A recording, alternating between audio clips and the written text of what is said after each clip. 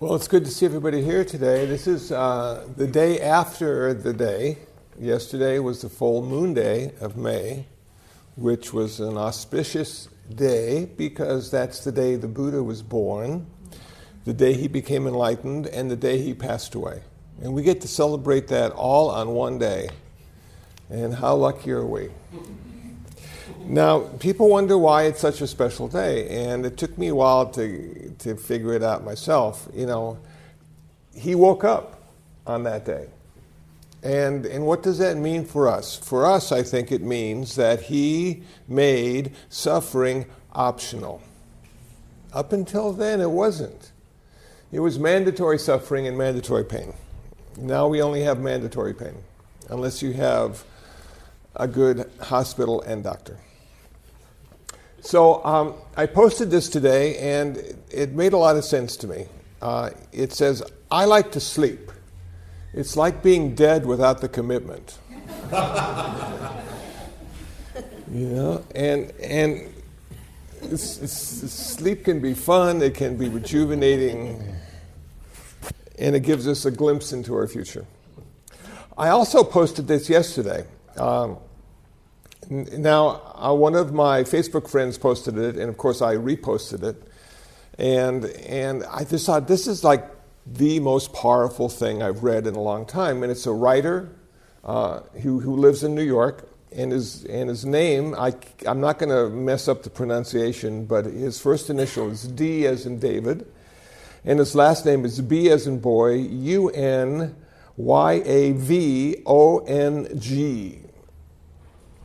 And I think he might be Thai, but maybe not. And he wrote this: pay attention to the gentle ones, the ones that can hold your gaze with no discomfort, the ones who smile to themselves while sitting alone in a coffee shop, the ones who walk as if floating. Take them in and marvel at them. Simply marvel. It takes an extraordinary person to carry themselves as if they do not live in hell. And I thought, yeah, L.A., man, living hell. So I'm going to talk about suffering today, only because it's a good day to talk about suffering, because it's optional, and I'll talk about how that can be the case as well. And in the early Buddhist tradition, that we've got 8 ways to suffer. It's never just one. You know, we got plenty of ways to suffer. So the first way we suffer is birth. And we're not talking about our parents and all the suffering they have to do with us, but we're talking about that's the start of our suffering in each lifetime. Now, they say suffering and self are connected in a very special way. And no self, no problem. But we don't want to get rid of self. We just want to make self not self. And when we're born, it takes a few months for the brain and the body to be strong enough to support a self, to support a separate identity. And that's where our issues begin, because we start to have opinions and preferences. And those opinions and preferences can be important. They can drive our life into the direction we think it should go in. But we also find that birth leads us into sickness. Sickness is sure to follow birth. And we are sick in so many different ways. It's just amazing. And we have ways to sidestep the sickness.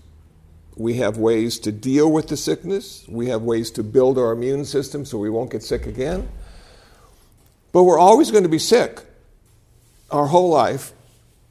And we're always going to have accidents our whole life. And that sickness and those accidents will cause us to suffer. Now we come to old age. And you know what? Old age can be a problem if you think it's a problem. Or it can be just the new you and the way you're relating to the world.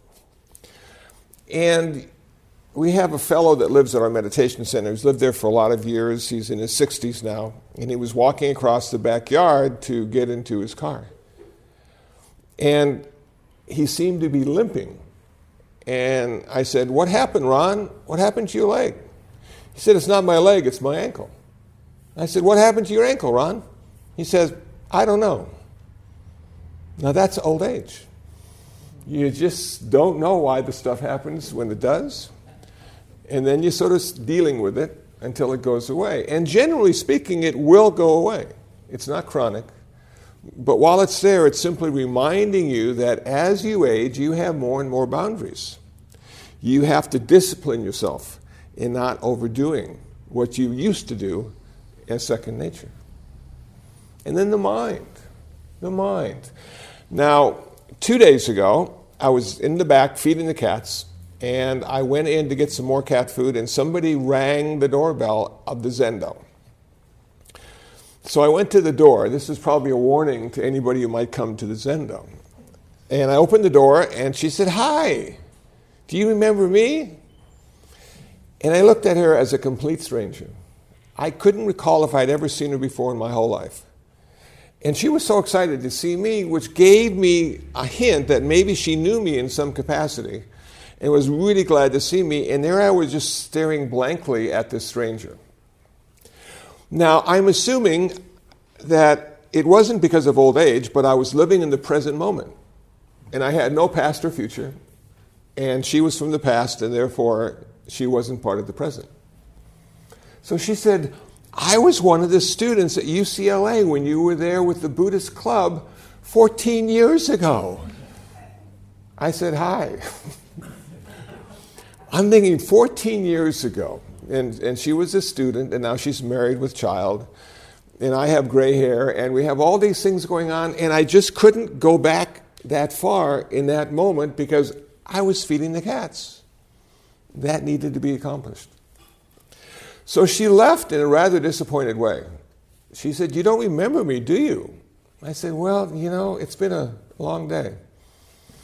And then I said, "I bet she's a Facebook friend if she responded to me in that way." And I went on Facebook. She said what her first name was. I went and I found her, and she was a Facebook friend. So I messaged her and apologized profusely for not recognizing her. I'm really sorry, but it's been a really long time. I was feeding the cats, and I was just sort of locked into what I was doing. So she said, "Well, next time I come over, I'll call first, let you know. I'll prepare you. So you can be ready to recognize me. And we can have a conversation." So old age has plenty of challenges, our mind and our body, and also our invisibility. I have become invisible. It's just the most fascinating thing to me. 6'2", a little over 200 pounds, well, maybe more over 200 pounds.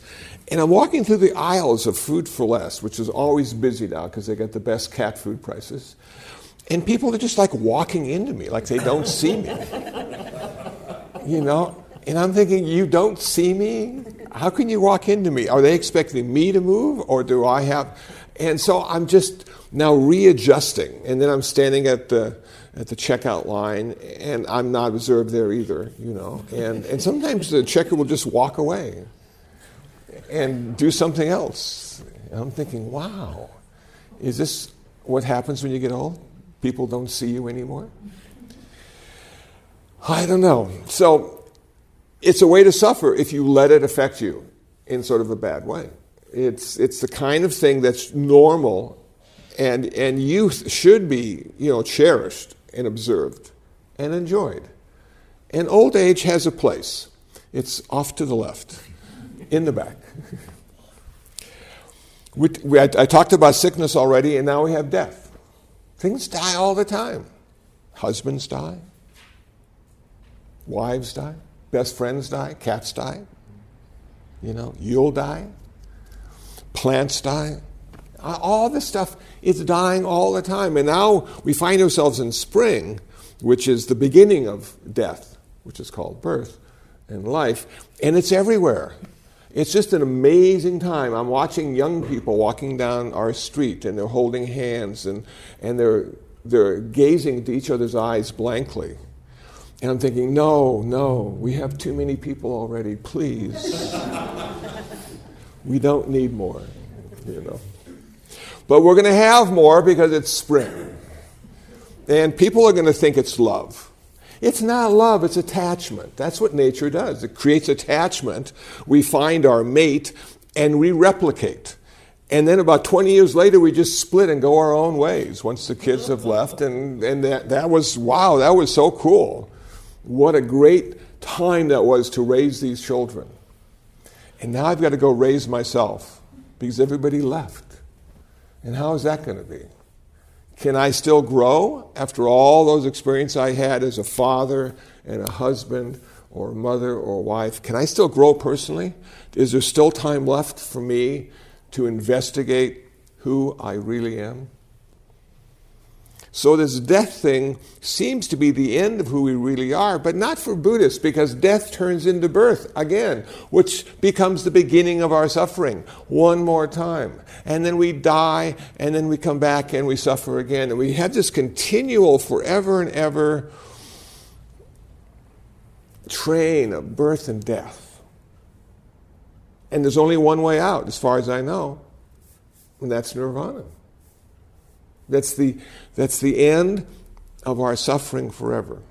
It's the end of birth, sickness, old age, and death. But we've just begun our adventure into suffering. Because the next way we suffer is not getting what we really want.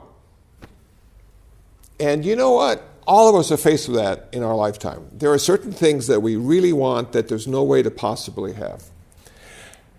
And in Buddhist reality, there's no way to have anything anyway, because there's no ownership. There's just using and doing, and then it all changes, moment to moment. So all the things that I wanted to have this and I wanted to have that, and when I didn't get it, I felt like, why should everybody else have it and not me? What's wrong with me? Did I do something wrong not to deserve that? And it's just fascinating to see how we can beat ourselves up because we didn't get what we really wanted. But did we really need it? Probably not. We don't need much to have a life. But we may need a lot if we want to have the kind of life we think we want or should have. Now, how about getting the stuff that you really want? That's another way to suffer too. You don't get it, you suffer. You do get it, and you suffer. And why is that? Because what you get is going to leave you. It's going to be taken away. Impermanence. There's no way to hold on to anything. There's no way to hold on to anything. Position, power, money, relationship, it all goes sooner or later. We're going to have a closed hand and grasp and cling as it's being pulled out of our little clenched fist. Well, if we do that, we're going to suffer even more. We need to let it go. And that's the hard part. If you've ever been in a relationship and it was time for it to dissolve, were you ready to let it go? Could you do it with style and class? Or did you fight and resent and curse and want to hold on to? Even though the relationship itself was dead, but the thoughts of the relationship lived inside of you in a very real and powerful way. So the best advice I can give to anybody who's breaking up in a relationship is to help the other person pack. Do you know what I'm saying? It's been nice. Here you go. We're never ultimately going to be apart because all things are interconnected and interdependent. All you got to do is email me or call and we can talk. But we don't need to be in a relationship anymore because we've always been in a relationship since the beginning and will be until the end. It's just not what you think that relationship should be. It's what it is. You go, oh, okay. So getting what you want, those things will always be taken away from you. And even the subtle things, like I just pulled out the old tenor guitar, 4 strings, been playing it. How cool. Some of the chords came back. Really nice. But one day I won't be able to remember the chords. Until then, I'll just play. It gives my hands something to do. My ear, sort of likes it when I'm right on. But one day my ear may be so deaf it can't hear it either. And then I'll be looking for the songbook and my eyes will be so bad I won't be able to read it. And then what am I going to do? Well, do we really have to do anything? Does it just sort of happen? Does our life just unfold for us and we just respond to our life and pretty soon the day is full and then the day's over? Do we need to plan our day? Do we need to make something out of our day? I have found, being in my line of work, that I do need to plan my day a little bit. I need to have a beginning. I need to get it started. And then from there, it takes on a life of its own. Can I do nothing? They say doing nothing is impossible. But people can do nothing all the time. Nothing is the ultimate goal of Zen. Can you do nothing and get everything accomplished? Yes, you can, according to Zen. I love those concepts because they make no sense whatsoever. Now, the hardest to understand, but the most important, the final one. And I was doing a little reading on the internet about this final one, and a lot of people don't get it. But they're not Buddhist, so there's probably no reason they should get it. It deals with the aggregates, the 5 aggregates. And it deals with the aggregates as being the reason self arises. And it also says every time self arises, there is suffering. Suffering. Again, every time self arises, there is suffering. So how does self arise? According to this model, it arises because of the 5 aggregates. Now, the 5 aggregates are form, sensation, perception, volition, and consciousness. One more time. Form, sensation, perception, volition, and consciousness. And now let me give you just a quick overview of what the heck that means. We don't have regular psychology in Buddhism because regular psychology is like 19th century, it was way after the Buddha figured out what humans were. And so his psychology, if you want to call it that, is an empirical perspective. It's an inside look at what it means to be him. And what he noticed was there were 5 things that arose that created him. First of all, we have to have name and form, nama, rupa. We have to have body and we have to have brain. If those 2 things are there, it'll work. We can't have self with just one or the other. Now, because we have form, body, we have mind, we have consciousness, a rudimentary consciousness, basic consciousness, like a blackboard waiting to be filled in, written on. Okay, it's just there all the time because the body's there. And so those things work. And we even have consciousness when we sleep. We have sleeping consciousness and we have waking consciousness. And sometimes if we're knocked out, we don't have a consciousness. But when we're knocked out and don't have consciousness, nothing else works. So we're going to assume that these 2 things are working fine. And we're going to assume that the eye, the form of the eye, comes in contact with the form of the water bottle. And a pleasant sensation arises on this rudimentary consciousness. Out of this consciousness comes sensation. That's the beginning of our self, and that's the beginning of our suffering. So, how many forms of sensation do we experience? We experience 3 forms of sensation. We experience pleasant, unpleasant, and neutral. Okay, so what does that do?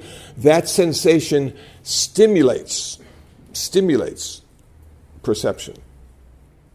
Now, perception is really cool, and it took me a while to sort of figure this out and fully understand it. But perception is what we do when we come in contact with something. We name it. We can't understand it unless we can name it. Otherwise, it's just it. Otherwise, it's just Zen. And you have choiceless awareness.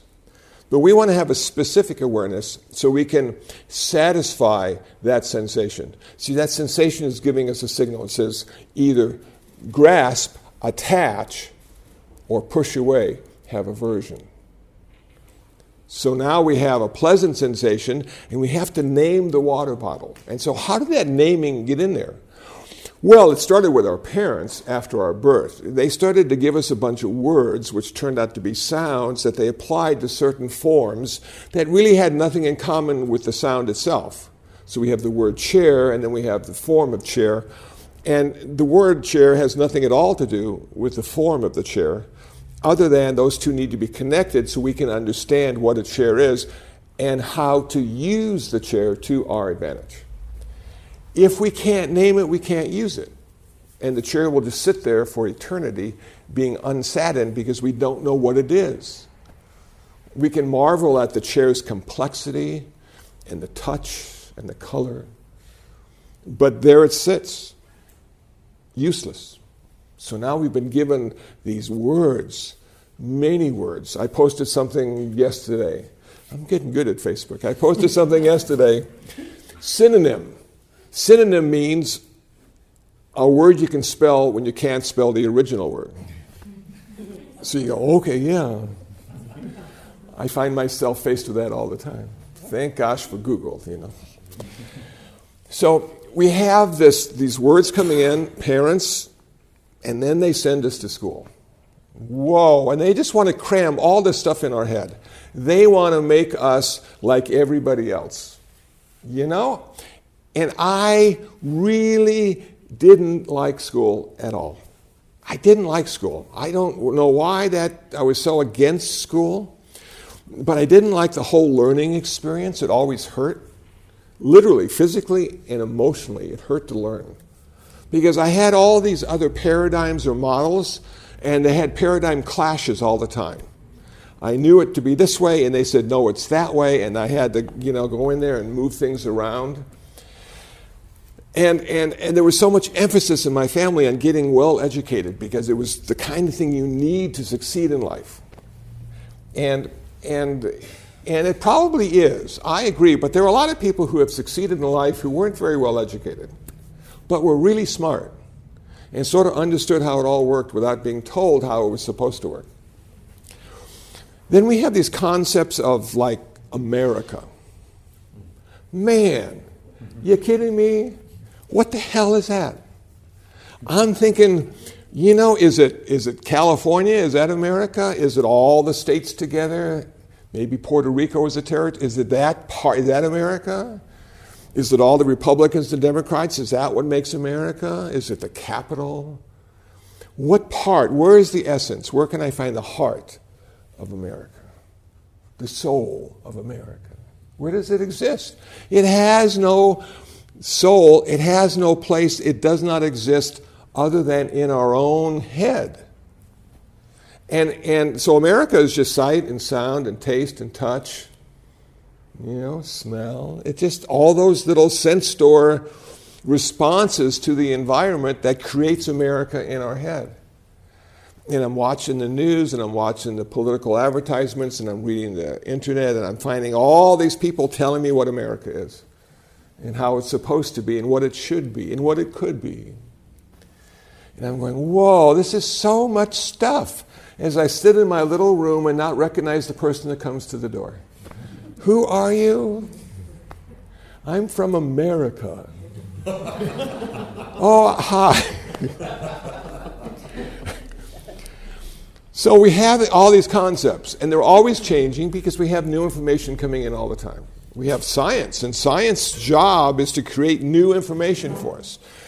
And then we have the internet. Whoa, talk about information overload. Anything you want. I can find out how long Fred McMurray lived. Just go on Google. That is so cool. Absolutely useless, but so cool to have access to that information. And I'm reading a new book, which I can highly recommend. It just came out a couple days ago. It's called The Seventh Sense. The Seventh Sense. It's about networks and how the world has become one giant complicated network with sub-networks all connecting. And the older people who don't know networks are lost and confused and don't know what the hell is happening. And the new people that do know about networks know exactly what's happening but can't do anything about it. So it's just fascinating. And why was I drawn to that? Why was I drawn to this book? It was synchronicity at its best. I was watching in the morning, Morning Joe. The author of the book was on Morning Joe. It looked like an interesting book. It seemed to be more about politics and business than spirituality. It wasn't even out yet. I had to wait 2 days, and I went on Amazon Kindle, immediate gratification. Yeah, okay, there it was. And it said, this is really a cool book, and it's all about, the new economy and the politics and war and peace and all about those things. So I said, well, this might be interesting because I like the concept of networks. So I bought the book and had it in my possession just 30 seconds later. And the whole first part of the book is about this old Zen master in China who was giving these seminars to political and business leaders all over the world. They go to his retreat center, and he talks about interconnection and interdependence. Oh man, that's Buddhism, I figured out. And they're applying Buddhism to the world now. And and of course they're using the code word network, so we don't have to look at it as a religious concept. And I'm going, Ken Wilber did the exact same thing. He was able to explain how all things everywhere were interconnected and interdependent. That just blew my mind, that whole concept. I'm still trying to grasp his model, but he's included everything and how they're all connected. And what happened to me a couple years ago was an epiphany, an insight in my meditation practice, and I came to realize that nirvana and enlightenment are two different things. And nirvana is the end of suffering, and nirvana is the end of karma, and nirvana is the end of all future rebirth, so we'll never have to face birth and death again. But that's not enlightenment. Enlightenment is totally different. And all of us have access to that every day. But most of us wouldn't understand it if it happened because we weren't practicing and getting ready for the experience. So, my definition of enlightenment is the direct experience of the interconnectedness and interdependence of all phenomena. The direct experience of the giant network. Whoa, man, can you imagine just sort of, being out to lunch and having that tuna fish sandwich? And bang, you get to see how all things are interconnected and interdependent. Even unrelated things are affecting each other in some subtle, below-the-surface way. And if you could really see that, what would that do for your future outlook on everything? Business, relationship, practice. Because you saw how all things are connected. And blind to most people, but to you it's evident. So you went over and you bought this, and that happened. Or you didn't buy this, and that happened. And now you sort of understand that you're part of that interconnection and interdependent, and that you do not live separately. It is an illusion created by precepts, perception. We perceive things separately, as a separate entity, so we can use them and understand them. But this enlightenment thing is coming to the experience of all things are connected, and we are too. And that's why that couple that broke up, remember I said help them pack? They're always going to be connected, whether they want to or not, at some level. And what we do here today in this little building on Melrose affects the whole world. And we don't see it and we don't know it. But there are some individuals who have experienced enlightenment more than once or twice, and they are aware of the subtleties that affect every network. And oftentimes can use that to their advantage. And what do we call those people? We call them bodhisattvas. They're out there changing the world because of the way they understand the connection. Cool. So the 5 aggregates, let's get back to that. We've just discovered enlightenment and nirvana, and now we've got the 5 aggregates, and we're waiting for self to arise.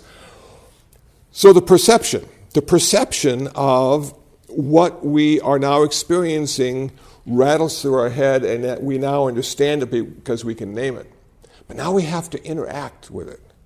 And those are the sankharas, those are the habit patterns that have come to exist because of education and experience. And rather than responding to everything all day long, which is really time-consuming and really hard, I find just reacting is so much simpler. Just reacting. You turn the faucet on and you turn it off. And you don't have to think about it. You've done it 2,000 times just last year, and now you're going to do it again. And so you just do it, and you're like you're sleeping, your mind's sleeping, and you just don't even pay attention. And you go, wow, okay, how easy is life now? But then when you start to wake up, when you start to see you're doing everything all the time for the first time, then it gets to be challenging, and then you can be creative. You don't have to turn on the faucet the same way all the time. Why not use your left hand occasionally? Just to see what it's like. Just to change it. Just to see if you react the same way to it. And you know what? You don't. If you always turn the faucet on with your right hand and now you do it with your left hand, you become a different person turning on that faucet. And that faucet will respond to you in a different way. I know you don't think it's the case, but give it a try today. Just turn on the faucet with your left hand. See how it feels. You're breaking the patterns. You're becoming free, a free man, a free woman, because now you can use both hands to turn on the faucet. You're not restricted because that's the way you've always done it. Every time we do anything, it's the first time, and that's what's so hard with this world that we live in, because it's always the first time, and we have to keep re-educating ourselves and not just do it because it's a habit, but do it because we are present in the moment with that. Okay, so we have all these habit patterns, sankharas. So now, here we go. Form, sensation, perception, volition, and consciousness. Now that's out of order. That's the way I read it and memorized it. So it goes like this. Form and consciousness. Nama rupa, name and form. Okay. Sensation, pleasant, unpleasant, neutral. Naming, perception.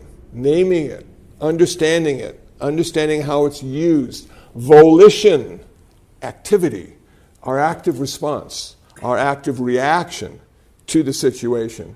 We pick up the bottle, we open it, we drink, we close it, we put it back down. All volition. But it happened because we had perception and had an identifiable object that we could work with that was separate from us. That was not us. That's the relative reality that Buddhism talks about. But the ultimate reality is we are connected to that bottle, always have been, always will be, no matter where it goes or what it does. We are connected to everything all the time, and if that's the case, we do not exist in the way we think we do. And so our job needs to be to go from self to not self. We don't want to kill the self. Self is our friend. Self is who we are. And we can't live in the world without being who we are. And if we lose that self because of accident or disease, we can't function anymore. We need 24-hour care because we are not separate. We have gone back into the mesh, into the weave. Okay. So here we go. So how do we go from self to not self? 8 easy steps. You knew this. You knew this was going to come. It's the Buddha's birthday. The Eightfold Path. That's how you do it. First you understand suffering. Then you understand the 8 different ways you suffer. And then you come to a place in your life where you say, I do not want to suffer again. I am tired of suffering. I have suffered my whole life. I've always wanted things to be different than they are. Why can't I just accept the world the way it is? And yes, I can if I do this Eightfold Path. So now it starts, okay, if I'm going to become not self, I have to find a way to exist in the world and not kill people. So maybe the precepts would be a good place to start.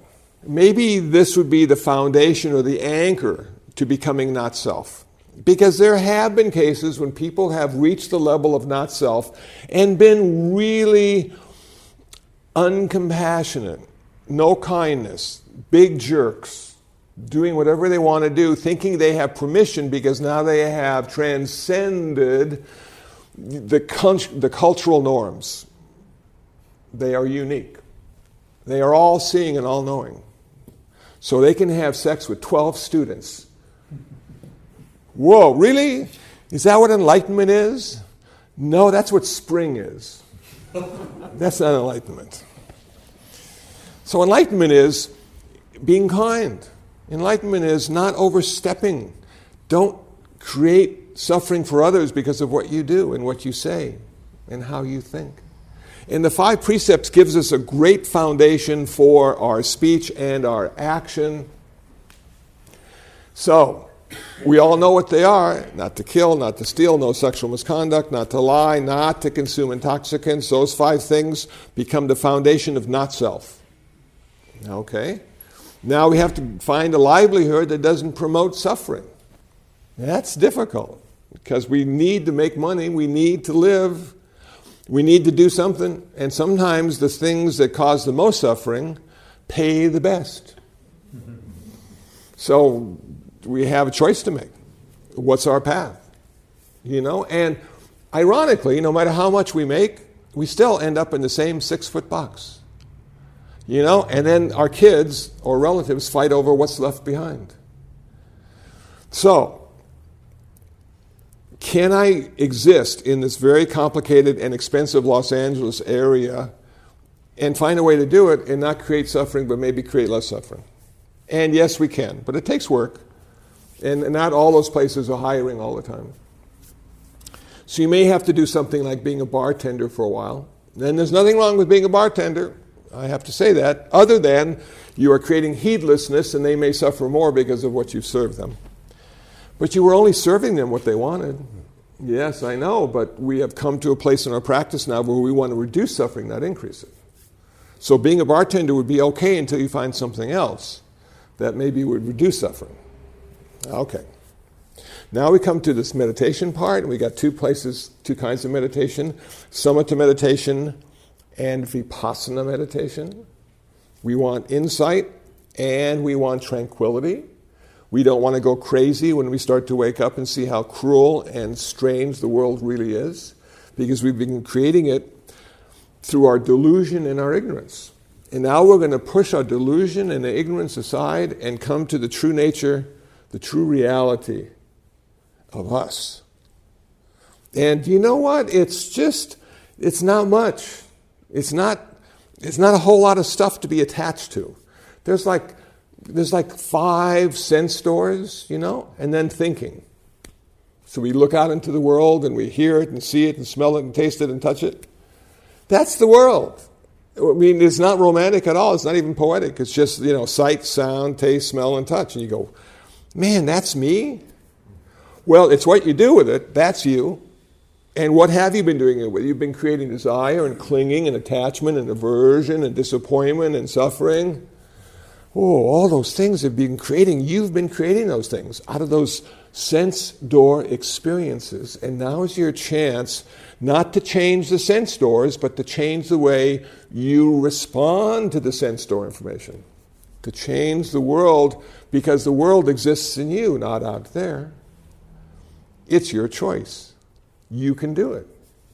Okay, so now you're meditating and you're cultivating and you're seeing you're filled with all this greed and hatred and delusion that doesn't ever go away.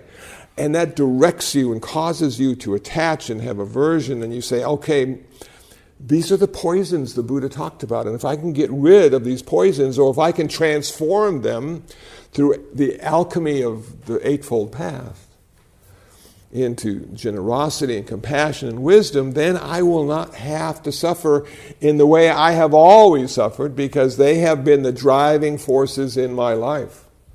You go, okay, I can do this now. And now you start to practice your meditation, and you have fewer driving forces, and you have better driving forces. And now you come to the wisdom aspect, which is right view and right intention. So you look at the world and understand the world as being encapsulated by the Four Noble Truths. That becomes the way you look at the world. It's just the Four Noble Truths. Not a good world, it's not a bad world. It's just, the world is suffering because of desire, the end of suffering, and the way to the end of suffering. That's your world. That's become the meaning of your life. You have chose the meaning of your life. I'm going to use suffering as my reference point. And first I was suffering, and then I understood that, and now I'm going to end my suffering, and now I understand that, and it can be true because I can follow the Eightfold Path, and it's worked for many, many people, both men and women, for 2,600 years, and it can work for me too, but I need to be able to see the world as the Four Noble Truths. Now, this is really difficult, but Buddhism is a really big hat. I can remember being on a retreat once, and I saw the hats of people. They all had hats on, which is what happens after 2 days of meditation. You just start hallucinating. And everybody had these little hats on. And some people had like little small hats, and those were the experts, They only had a very small way of looking at the world. And then you saw people with bigger hats. Wow, and those were they were the philosophers, and they sort of they got all the other stuff together. And then you had the religious people, and their hats were even bigger than the philosophers' hats.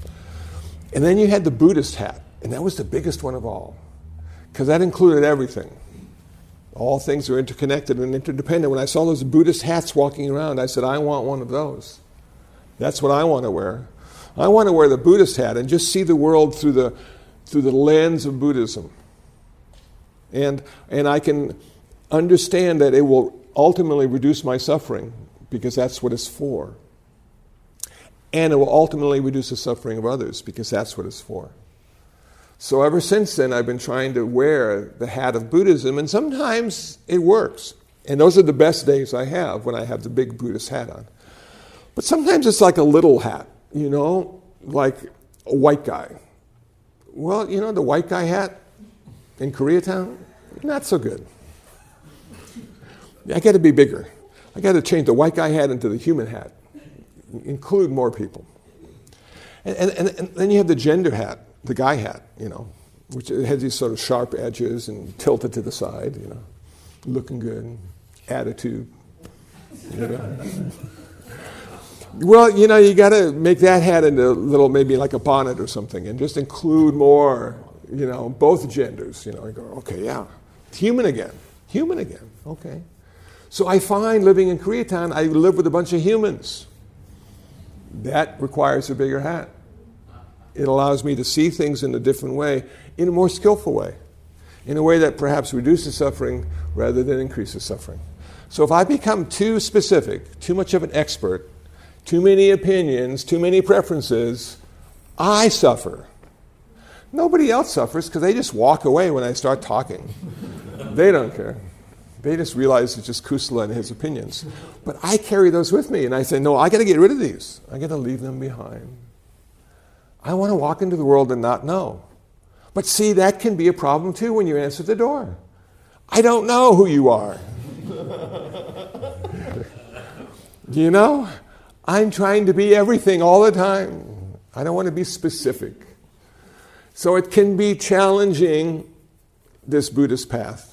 But it can end our suffering. And yesterday, 2,600 years ago, the reason we can end our suffering is because the Buddha made it optional. And we can choose that option. Oh, that's good. I think I've said what I needed to say. Does anybody have any comments or questions on what I've said? Any opinions about what I've said? Yes? Five aggregates, are they're then linear? They go in order, like form, etc. In that. Okay, one more. No, in the order that I used, it's to explain it, to give you an example of the aggregates. And the interesting thing is, I was reading, when we achieve nirvana, which I haven't, the aggregates still arise. Those don't go away. That's why the Buddha was a human until he passed away. But what does go away is our attachment and aversion.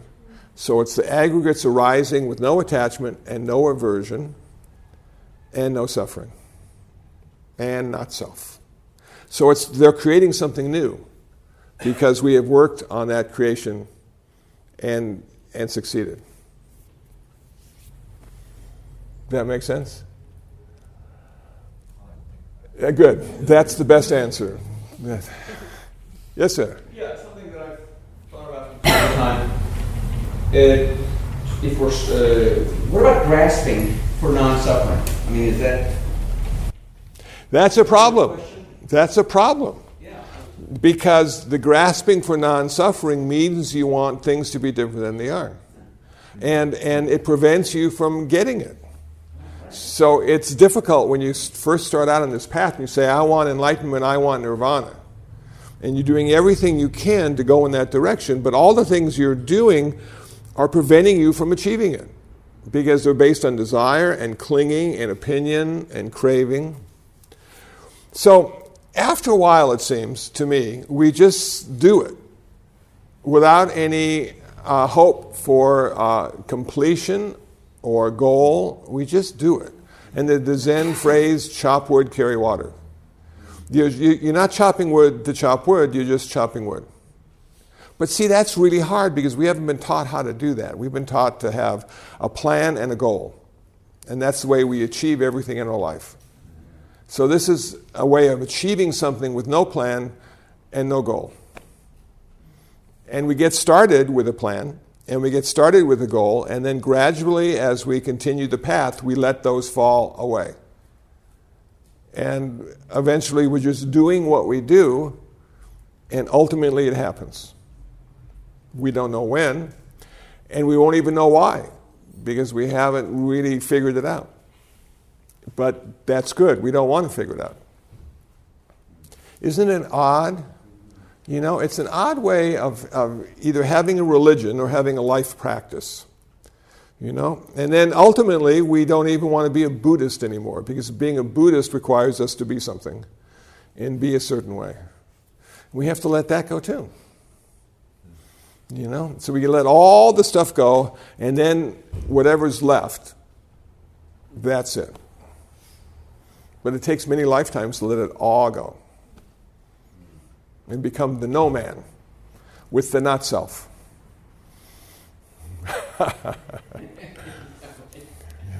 So, good. Okay. Well, I think we've done it. I think we've made it happen today. Thank you all for participating with me, because we're all interconnected and interdependent, and it wouldn't have happened without you. Let's do a loving kindness meditation and call it a Sunday, which is just another concept, isn't it?